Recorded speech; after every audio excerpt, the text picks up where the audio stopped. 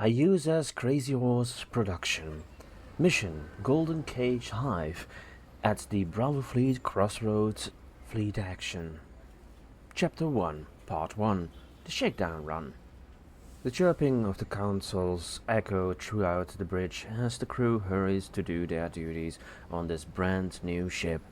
This was no longer a Typhon-class assignment. The Kitty Hawk class was a whole new level by itself, and the crew was upbeat to serve on it.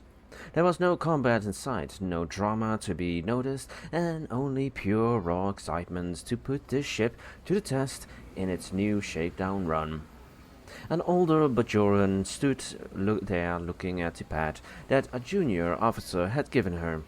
She didn't look improper, but rather to be in her element, her red hair with a stripe of grey in to reflect her age complemented her red command uniform.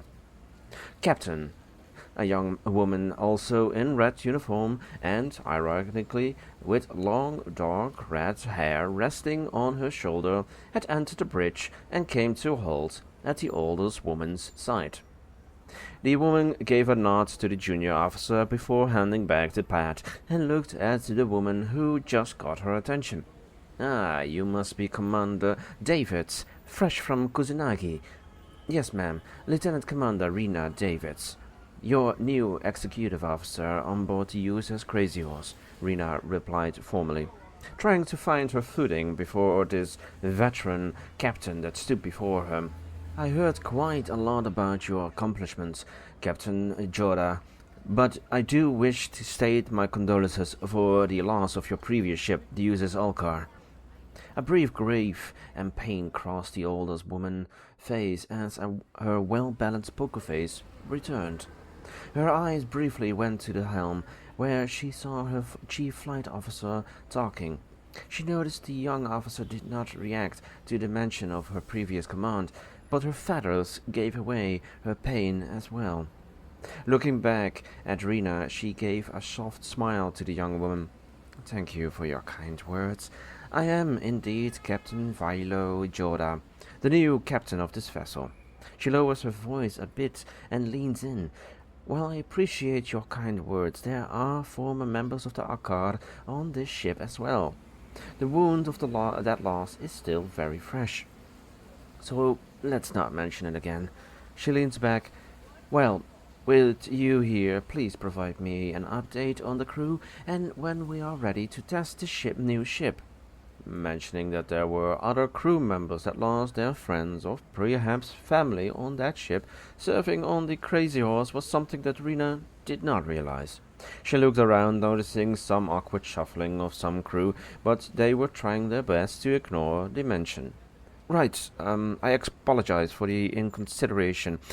Rena quickly tried to recover her standing and made her way to her chair, trying to get the requested information. At sickbay, the medical personnel were walking around and doing their jobs to get ready for the launch, be it carrying the cargo boxes to resupply the cabinets, recalibrating the equipment, or creating administrative work like schedules and shifts. A young woman was kneeling next to a biobed with some equipment. "I can get used to this quietness in the sickbay," she mutters. A nurse standing next to her looked up from the pad. "Quietness, ma'am?" "Ma'am, no. Call me Zora. Or, if you really want to, Dr. Cell." Zora looked up from her position at the nurse, who nodded to her. "As for your question, well, I had to deal with a lot of wounded, dead, operations, and more during the Vatwa invasion. I lost many friends on the Akka, but I did my best to keep my heads up, out of the fog of war, and focus on the patients." "That sounds terrible." The nurse looked a bit shocked. "Were you the chief back then also?" Shaking softly her head. "Nah, I was just promoted to assistant chief medical officer," looking back at the bed as she continues her maintenance. "I was at the dry docks, and my chief was still on the ship when it exploded. Captain Joda assigned me to be in the field as the head of the department. I was, well, afraid, but her words of courage and motivation pulled my head back into the game, and I managed to do something good. Zora closes the panel and gets on her feet. Here I am as the chief of this larger ship. Nodding to her story, is it not overwhelming? Bigger ship and such? The nurse looked at Zora. You would think that, right? But for some reason, I couldn't reject Captain Jorda's request when she wanted me to be her chief. Smiling at the nurse, Zora walked away to do her next task. I stick to it. Boredom is the best medicine I need right now. In the transporter room 1, some officers were doing their regular duties as well. Do another check on the environment suits. A woman with dark green skin barked out the orders as some junior security officers were rushing to do what was told of them. A petty officer gave her the data on the newly transported cargo. Lieutenant Zera, the information you requested. Zera gave a brief nod to the information and gave it back to the man. Good. Bringing this to the armory. Lieutenant Vane has been waiting for these weapons for quite a bit now. The petty officer took the bat and nodded respectfully while walking back to the cargo to move it out. Ma'am, why are we doing these tests? A security officer finally dared to ask. Taking a deep breath, because space is an unforgiving, hazardous area that can suffocate you, poison you, or any other worse thing. If these environmental suits fail, we die. So check those shield harmonics and get them in a perfect contrast now. Letting the officers snap back to their duties, the what-if situation was something that got drilled into Zera, and she was not going to let anyone die because they were overlooking something. Back at the bridge, the ship had made their exit out of the shipyard, and was already in warp by the guidance of their chief flight officer. Vilo sat relaxed in her chair. The ship felt fast, agile, and calm. Miss Saril, how does the ship fly? She's so responsive, and I barely need to do any fine-tuning on her, Captain. Her feathers responded to her enjoyment of flying the ship through the stars. But Cyril was paying a watchful eye on the reports coming in. She gets a green light from me so far. Vilo laughed softly. Let's not jump ahead of time. Push her further, Lieutenant. Taking a deep breath, she placed her hand on the throttle. Yes, ma'am. Shriel pushes slowly forward as the ship engines pushes faster into warp. The Andorian woman in yellow uniform was quite focused on her console as she looked at the information pouring in. Captain, warp buildup is registered and systems are in the green, as structural integrity is holding on the nanocells. Looking in her direction as the ship jumps out of warp, Vilo had read her record and smiled softly at Dara Orain, a gifted engineer that would serve the Crazy Horse in its own right. Thank you, Commander Rain. Keep those parameters in check and see if anything comes to your eyes that is out of order. Captain Saril spoke and blinked a bit. Detected a faint ping on long-range scanners. A Vulcan responded swiftly. I can confirm the ping. This is defined as a ghost signal with no linear distortion.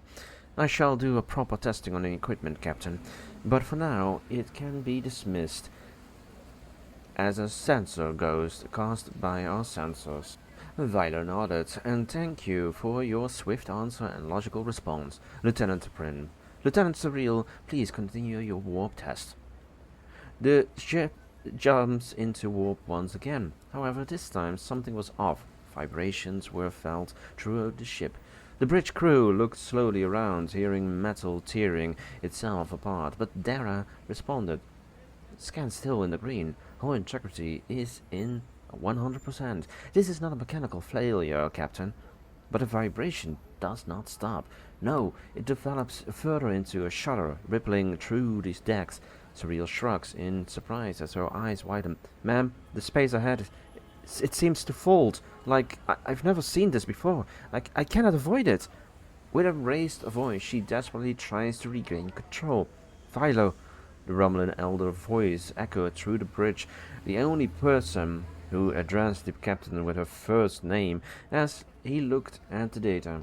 Violet dismiss his tone, but responded quickly. "Speak to me, valet."